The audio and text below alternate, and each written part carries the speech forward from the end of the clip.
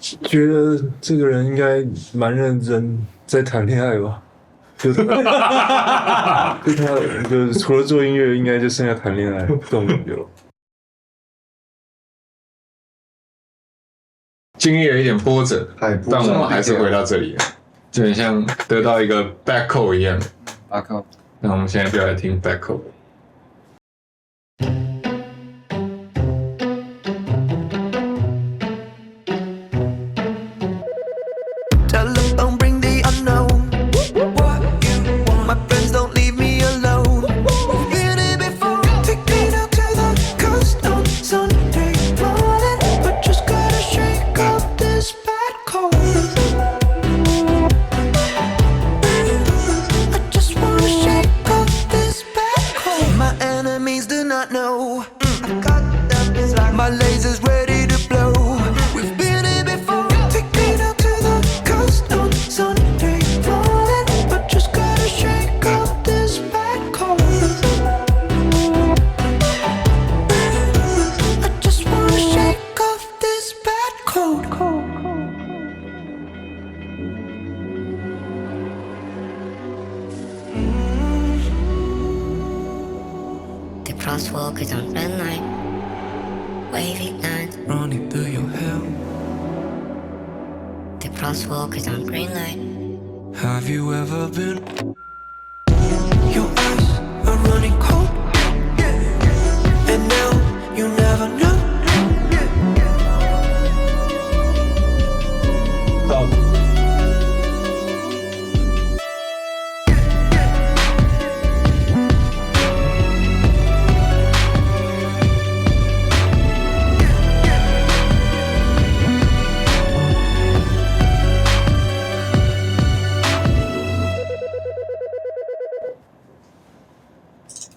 他一直在营造有一种来回的情绪，我被渲染在里面，从头到尾就让我飘在里面。他很擅长唱那种比较假音那种人声，也很擅长在，因为是他自己编曲里面塞很多细节，那些细节就是塞的 perfect， 不会觉得很多余的那种，好像会觉得你想怎么塞都可以，你想要塞到100个细节都可以，反正你可以把它处理得很漂亮。对，我原本觉得这首歌可能会就是顺顺的下去，因为我其实年代久远，3年前的专辑，我有点忘记内容是长什么，但他最后还是给你一个很艺术化的呈现。他一个 beat switch 在最后那个时候，然后有个 trap 那个鼓组，但我发现他其实这是算他的惯用手法这样的。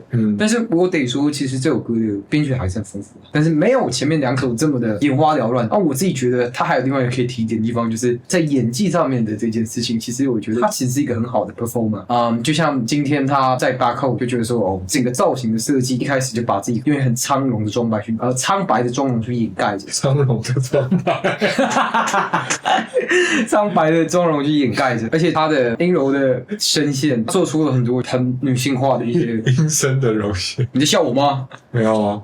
哦，那就好。就是随着他的音乐性的进展下面，他用阴柔的声线去演唱的时候，你可以发现，就是他开始做一些很女性化的肢体的动作。这样，那我其实就觉得难以意料到他可以做这样的 acting。那如果你说编曲的话，我觉得这张专辑有一个比较大的方向可以去提点，就是弦乐80年代的音色，这是他最主要的2个首要的。其中有一个细节，他中间做一个 vocal chop， 他做这个 vocal chop 其实本来就维持在一个非常合理的空间度，他有做一个 reverse， 这个 reverse 很干，很像直接贴在你耳朵上面做这件事情，但是你会觉得这个编曲又在后面，所以这种感觉真的很全面。你们有感受到我说那种让我徘徊在里面一直来回的感受？有，但我感觉有点像是他的弦乐的旋律线不停在跑的那个时候，你的人也被囊括在里头，不停的在来回摆动，尤其是他采用的 groove 是那种很80年代经典的 groove， 就会随着他去摇摆。没有，我的意思不是摇摆，我的意思是我一直被环绕在这首歌里面，好像要往前又回来，又往前又回来的感觉。我会觉得是 groove。对我而言是他整首歌的 groove。这种80年代的这种鼓组安排，它本身就会是简单的节奏的结构。通常这种节奏的结构就会让你很顺其自然的就融入其中。我个人的意思。如果照他的那个讲法的话，就是躁期跟预期在跳动，大家回去自己再听听看，到底是为什么造成他有一种。OK， 每个人有不同的 perspective， 所以没关系。对，我觉得觉得耳朵好像被整复过了，就像敲鼓，像脊椎敲完，敲胸口，再敲脖子，就是他想听到的全部都来了那种感觉。让你身心舒畅。就已经最帅，不能再更帅这种。我也想敲鼓。不要理他。OK， 我们来下一首。我也觉得放就很妹子力量背在你身上。痊愈了要干嘛？痊愈了就要出去玩。出去玩的时候，我们会去哪里玩？去圆山玩。去圆山玩的时候干嘛？就要跳舞。So I dance. Just received in our newsroom. It seems to be a sudden, general explosion of mass homicide. No further details available at this time. It's now. Hello. 是那个金凯瑞演的那个 Sweet 摩登大 phrase 阵 is trying to call 哦， as the fires begin to draw a little closer. I left all the water running at home. Then drove around with a car or so. All of a sudden, I just wanted to know how I really feel. So I just danced.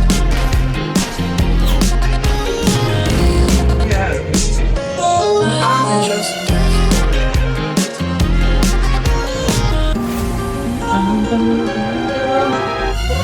Hello, your beautiful roses of flamingos are turning into giant pink rats. Let me know how many knives are in my back. Don't get cold, your world is just about to.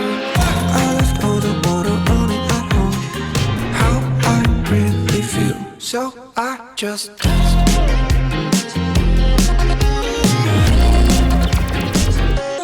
I just danced.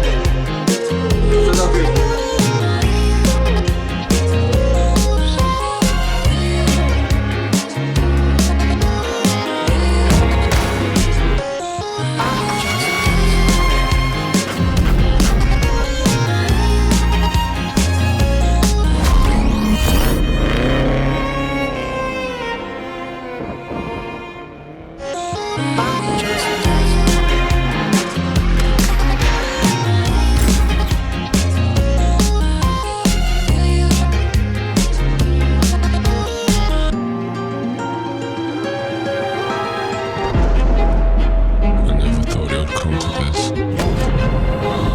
God, this shit sucks. I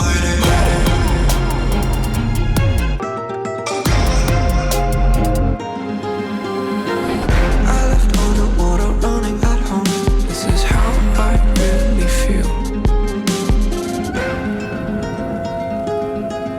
This is how I really feel. So I just danced.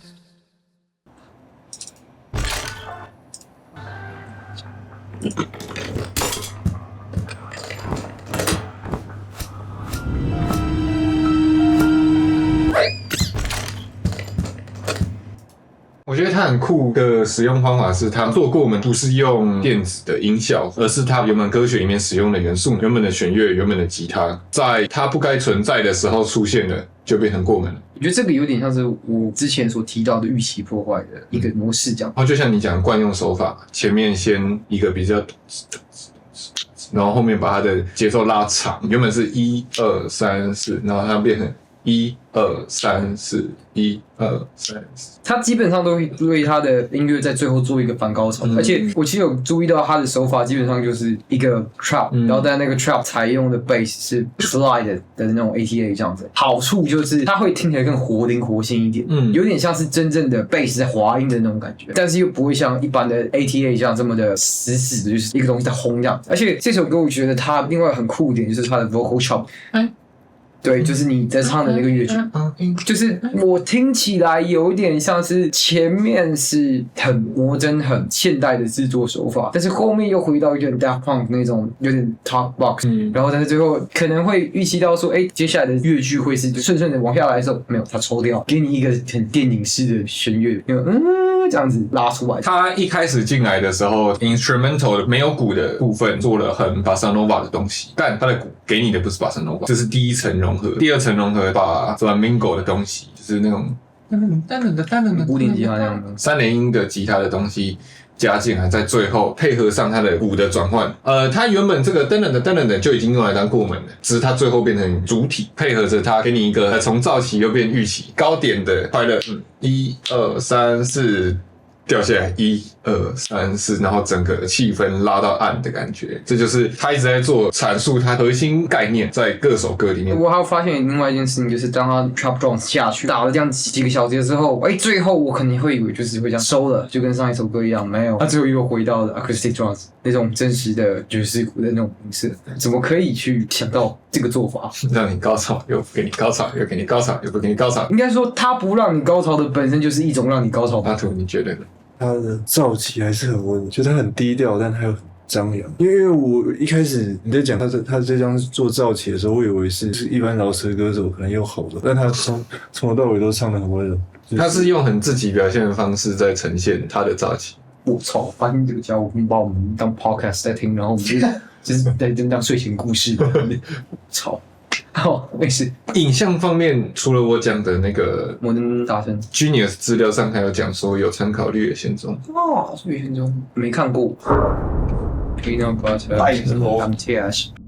One to the right, and one in the middle. Immediately, something felt different,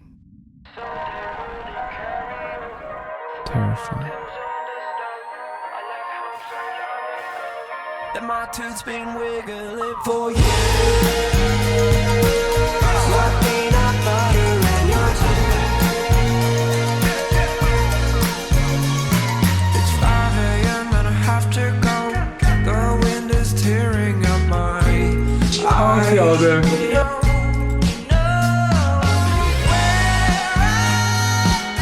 I get so friendly with strangers. 谁用真音唱，他用假音唱。My tooth's been wiggling for you. Like peanut butter in your teeth. 天主的声音，其实可是 Never been so better. That's the way my feels. Look at me in my leather. Soaked in glitter. Never been so better. 听起来像牛铃。 That's the way my 但是这个原理更沉一点，就可能是电子的。这首歌我想说的是，它有点像是很高端的 indie rock 或 indie pop， 加了很多 arcade， 加了很多 cinematic 的元素。但是回归到你刚刚有提到，他不停在用假音演唱，给我的感觉，他正在形塑自己阴柔的那个面向。因为你得说他那些音，他真音上得去吗？我觉得绝对上得去。对啊，因为他前面就已经上去了。但是他为什么用假音演唱？还有他这几首歌的 acting， 像我觉得上一首歌就是他在抢银行那个时候，我不觉得他像 Joker， 或者是像其他的男性罪犯，我反而觉得他的 acting 跟他的身姿跟他的表情反而像 Harley Quinn， 所以我会觉得他为什么要用假音演唱，还有他很多的 whisper 很呢喃、很轻音讲话的那种感觉，都是他阴柔那面的一种艺术化的呈现方式。而且你可以看到说他很不避讳，甚至很拥抱阴柔这件事情，比方说他的眼妆头上戴着花，或者是他的肢体语言，我觉得他有在刻意的表达这个特质。为什么这首歌会是 Peanut Butter and Tears？ 那代表了 Joyful and Painful， 就是他说这是在讲述他青春的一首歌。因为他在澳大利亚长大，他们不会叫 Peanut Butter and Jelly， 他们只会讲 Sandwich。他听到美国人这样讲的时候，他以为是把 Jelly 果冻放进去 Peanut Butter Sandwich 里面，然后他要代表说，因为年纪长大这件事情，所以他把 Jelly 这个东西改成 Tears。他也很漂亮的在取名，他就可以很直中核心思想，但是又不会很陈腔滥调。就觉得这个 topic 听到就能去想象到这件事情。因为 peanut butter 这个东西就会给你一种很孩提、很快乐的那种感觉，但是后面是 tears 这种反差，一眼看到这个歌名就会给你一个很大的第一印象。你有感觉吗？觉得它不会像是那种商业或者什么流行，好像大街小巷都在放。它是要你喜欢音乐，然后对音乐有兴趣，才会有缘听到这种歌。有一个很大的重点是，这首歌可以是一首非常非常非常商业的歌，对吧？可以，对，因为它的悦耳程度还有大众接受程度，可是它的核心内涵是一个非常高级的概念，就很像我们会讲口水歌跟艺术歌曲，它就是一个外表是口水歌，内涵是艺术歌曲。因为我觉得频率会互相吸引，所以他的音乐不会是第一次听到这首歌的人一定都会觉得好听，但是有很多人是没有时间听音乐的，他们可能要慢慢一步一步往上才会到这一阶。爱音乐、对音乐有兴趣的人才有缘分吧。因为我2023的我居然没有听过，我也是最近状态比较好一点，我调整好自己，我才有缘听到他讲，有让我刷新了对做音乐的理解的这个世界观啊，提高了我的认知吗？还是什么的？接下来就要最后一首。我刚才一直都没有讲到这个 Mr. Insanity， 这就是 Mito 站他对面的人格代表造起。这张专辑叫 Dear Insanity， 就是 Mito 跟他对话的那种感觉。好，接下来是最后一首了。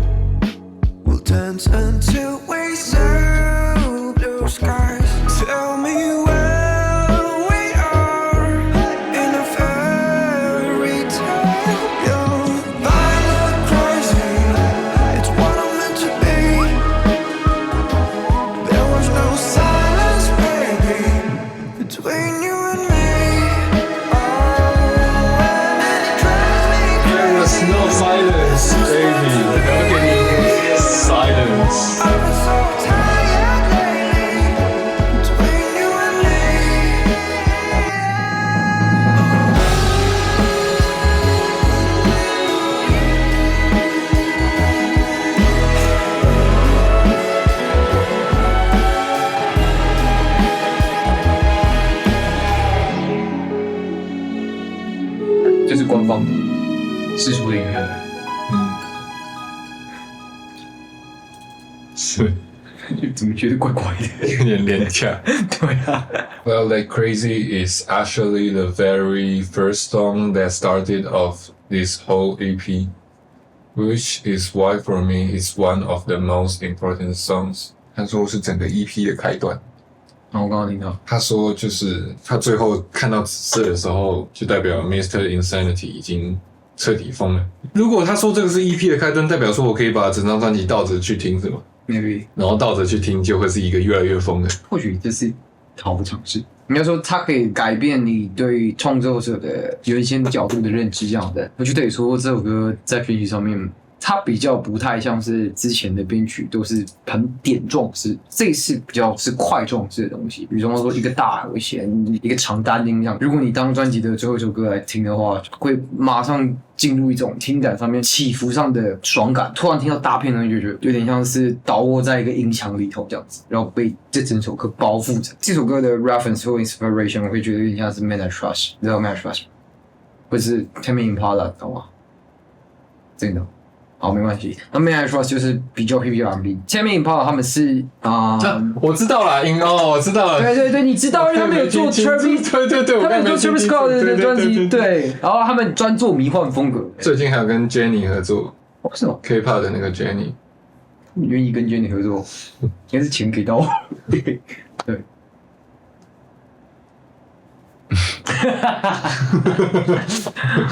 对，但怎么可以这样讲话？对啊 ，Jennie 很酷啊。对啊，这两团比较是带有迷幻色彩跟 bedroom pop 的那种，就是有点 PPR&B 那种性质的。对，但是它同样的还是塞入很多弦乐的东西，跟这张专辑里头会有的标志性元素在里头。电子音乐在做的过我们那个是叫什么 Riser 还是？你说，Riser， 他也一直在用这个东西，只是不是用的那个 Riser， 而是用弦乐弦乐，然后或者是任何其他的乐器来做这件事情，就会给人一种你做了很多商业会做的事情，可是不庸俗，超级不庸俗。就算你在做一堆很庸俗的手法，但我 get 到的最终实体是一个高级的东西。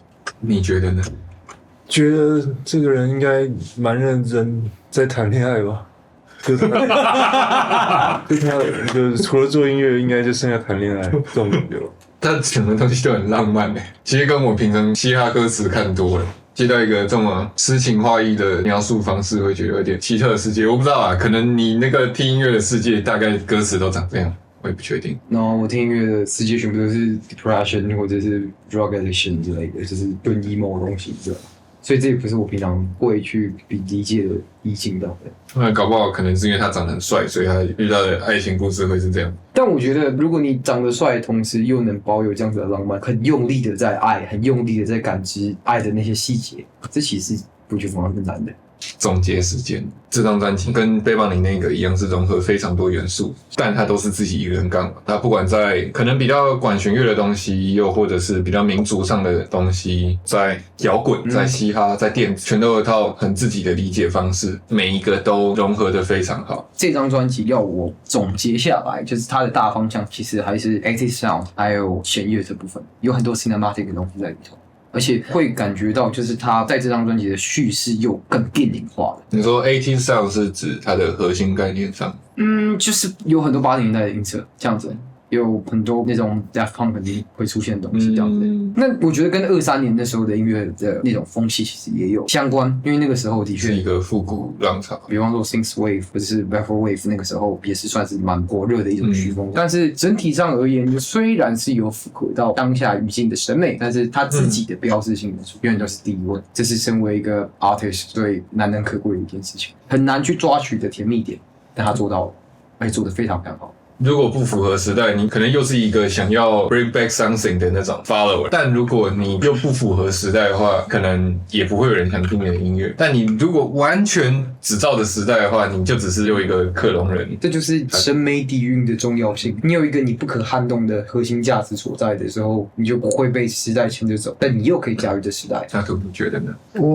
我觉得我可能没有资格评这个人吧，他有点太屌了。就希望有天有机会到这个层级去吧。如果能做出这样一首，就不用做到一整张，就有一首，那他做出来，这辈子就没有白来地球了。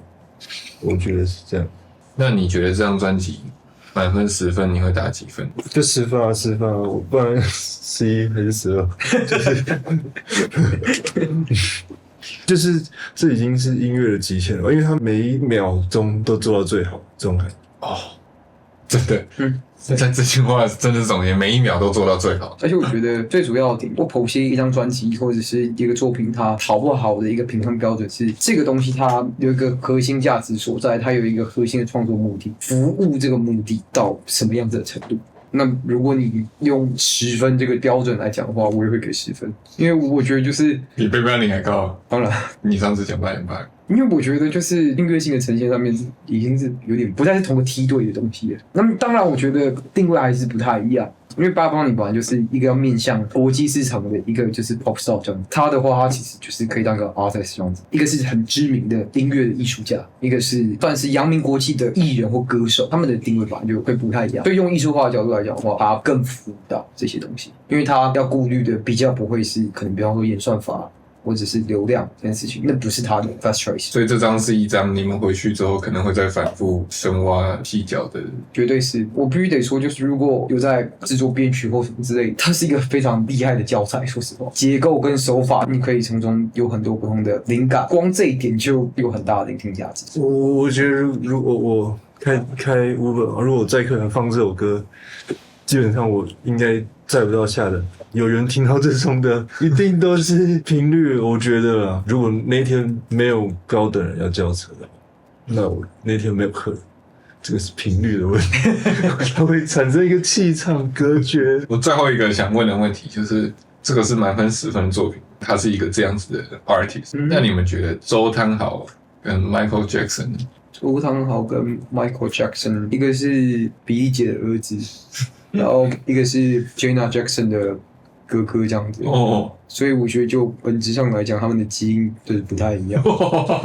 一个是黄种人，音乐上来音乐上来讲的话，我觉得就是周汤豪是当代的艺人这样子。那你觉得周汤豪跟他比怎么样？周汤豪跟他比的话，我觉得两个人正在完成是不同维度的伟大这样子。周汤豪9分了，9分。怎么会比他低啊？怎么会比他低吗？多多少少还是有做一些商业的东西吧。这个人完全没有关，跟他商业成分已经是0了吧。周汤豪也有很帅、很艺术的东西，但多多少少有商业的成分在里面。看你们超屌的，我一直在挖坑，挖那个超大的坑。你已经跳过一次，你看这一次他妈的逼的很好。So I just 对我来讲，我给的分数就是他在赚钱跟耍帅之间的取舍。maybe DJ Khaled 跟 Tyler the Creator 这样都是好音乐，但是对我来说 ，Tyler the Creator 那种是 greatest 那种，就是他做到极限了嘛，就是他完全没有一丝让步的感觉。就是我不知道有没有看过猎人。就是蚁王跟那个，他不是几千万根针，你要穿到其中那个，他每一秒钟都要穿到那个。